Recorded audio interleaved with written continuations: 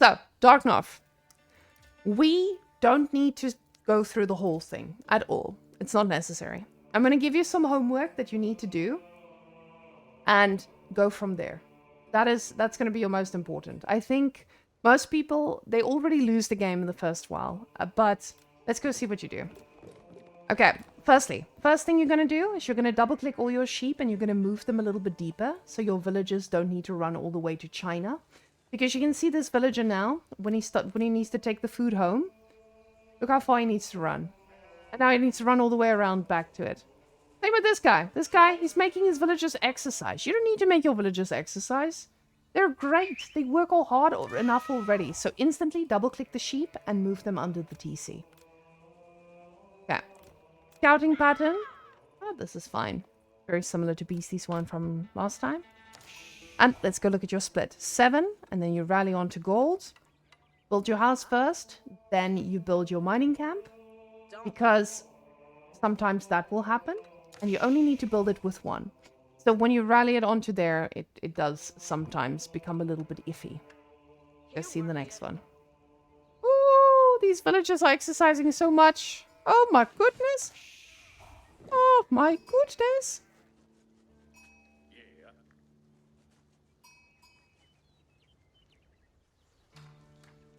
Okay. I'm just waiting for something to happen. Okay. So based on what I see from your economy, right now, I see that, and I also see you have a blueprint over here. So what you're doing is you're going to go for 9 on food, sure, but you're going 3 on gold, and I can see you're rallying onto food constantly. That's good. That means you're going to go and age up, and I assume pull your villagers onto stone here. While on the other side, I mean, he's just vibing. He's Order of the Dragon. He's just waiting to get his resources and age up. So let's see how many you end up with. I actually start re-rallying when I reach 9, and I start to right-click onto the stone just because... Look at that. Look how far that villager just ran around. Just because of the sheep positioning. It can change your game completely. Okay. Now, when you're aging up with the Abbey of Kings, I want you to think about why you're doing it. So, what we see over here now, what we need on our English side, we need 4 on food to be able to consistently produce villagers. That is the most important. You need 4 on food to produce villagers. Then, what I'm seeing now is 4 of these are aging up. My question to you is now, why are you aging up with 4? If you age up with 4, it tells me you want to age up very quickly. So if your plan is to age up quickly and get the king out and to do harassment, hell yeah, that's perfect. But if you're aging up with 4 because you read it on a guide somewhere, you need to decide what you want to do with this. So with 4, it means you want to get it quickly. So that's perfectly fine. You just do it like this, and then you have a king pretty quickly, especially against Order of the Dragon. I like the 4 age up. I think it's a really good choice here. But now we need to see what you do next. Let's go see. Now, look at these sheep. They're all the way... Ooh, look at the beautiful movement. Oh my goodness, you know exactly what to do. You know where to put those sheep. You get 5 on stone, which is amazing. Exactly the amount that you need to get that timing well. Now, I wouldn't put my house here, specifically because I know that it's coming... They're coming for me. And when they start coming, they might burn down a house and then I'm pop-capped. So I also wouldn't use one of these guys. I would rather use one of these because I don't want to interrupt my stone situation. But small things. This is not why your game was 55 minutes long. Just like little small things to notice. Just use one of these guys and shift-click him back onto the age up. Unless you're really desperate to get it up and running. Okay. So he goes for the Aachen Chapel. Now, before we go on, let's go, guys, Twitch chat. What's wrong with this chapel? Guys, what's wrong with the chapel? I need answers here. Why is this a bad chapel?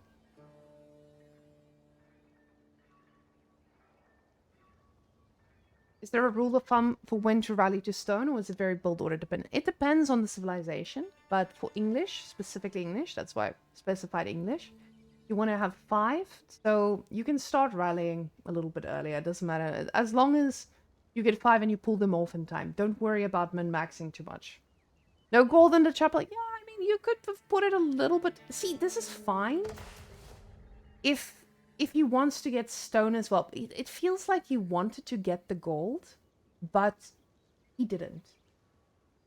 He could have put it a little bit more here, so it gets more wood, and it gets the stone more. It doesn't matter. The stone doesn't matter. The wood is what matters here. So this chapel is only going to get a little bit of wood, and then it's going to stop.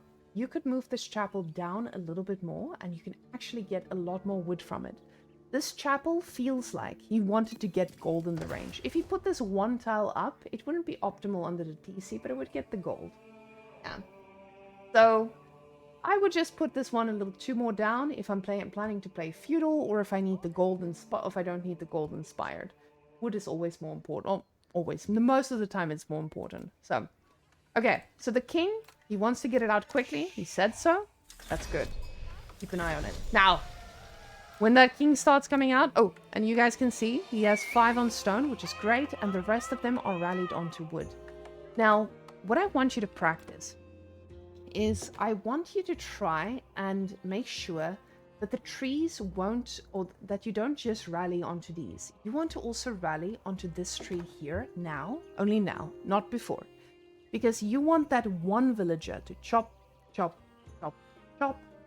And then once the next villager comes, because it takes 4 chops, then once that next villager comes, he's going to be able to start gathering from the tree instantly. And then when these guys are done with stone, they can be dropped off and they can be sent to this tree. You want to ask yourself, how can I let my villagers run the least possible? So you can see you're already on 260, so it's almost time. Oh my god, look at you chopping. Very nice. Okay, but now you can see here, because this tree is expired, these guys are just like a little bit confused about where to go. So when you see that the tree gets low, just start re-rallying them there. Or think about where you want to put your second TC and start putting your new villages over there. Okay, so you don't need the lumber camp.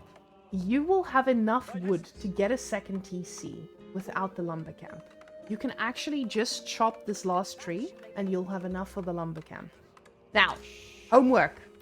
Let's keybind the king. Let's keybind your TC to make sure we keep an eye on the TC. So with your king, you're asking yourself, okay, how much wood do I have? I need a little bit more. I'm almost there. And now you'll probably use them. But at the same time, where's my king going? Where am I going to take my king? My king is going to go to a resource. You know exactly where to go. Same time, he knows what to do as well. So we see these guys are going to go and build the TC. And now you have to be sure, once that second TC starts building, I would even build it with a few more, by the way. Just get it up as quickly, like not as quickly as possible, but you can do 1 more. Oh, do 3 more villages and just rally them onto here. This is not a lot of running. These guys are running just as far. So you need to make sure that you have enough villages on food to actually start producing from 2 TCs. So just trying to watch. Looks good. Oh my gosh! King! You're busy focusing on your TC. Just remember to click the button. You're like, oh, king! Don't get lost on me, sir. And now, the moment that TC finishes, you want to be sure you have enough food to produce from 2. And you need about 8 villagers to do that. So now you have 8 on food. Hey, are these 2 key bound together? Remember, this one and this one in the same control group. So when you queue up a villager, yeah, then they make turns. Okay. And that's perfectly fine. So far so good. And now we want to ask ourselves, look at the resource split. Why are my villagers like that? Am I having 8 on gold because I want to play a long feudal and I want to get upgrades and I want to be aggressive? Or am I going fast castle here? So did you have a plan? Do you already know what you're going to do? With 8 on gold, I feel like we're going fast castle. I hope we're going fast castle with 8 on gold. And I can see with these on wood, I hope you're rallying. Okay, so with these farms unfinished, you want to keep rallying on food. But what is our king doing? Our king needs to be aggressive. Remember? B. Aggressive. B-E. Aggressive. If you have a knight, you have to be aggressive. Beautiful. Beautiful. Pausing idle time. But now, because, because you did not know what you wanted to do. You weren't sure if you want to go fast castle. You went for wheelbarrow now. And now there are horsemen coming towards the base. This is really scary, and luckily for you, professionals now. But these guys could end your career. They are so fast naked gold. Okay, so you were planning to go for it, but then got wheelbarrow as well.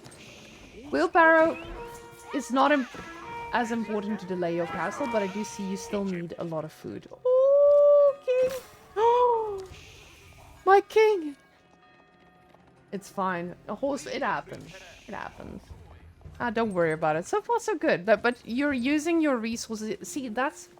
When you have this many on gold, you... you usually do that to get upgrades and such as well. But I would even prioritize getting horticulture over wheelbarrow in this case, because your priority is food. So it's very small though. Don't worry. I'm just spitballing ideas here. But you can see now your gold is ready, but you aren't emotionally ready for it just yet. And those horsemen, you're very lucky they didn't come to your base.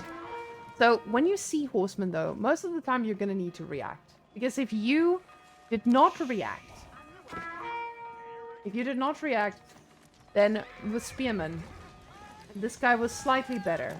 He would be cooked. But be very, very careful. You want to make sure you know what your opponent is doing. And yes, he's professional scouting right now.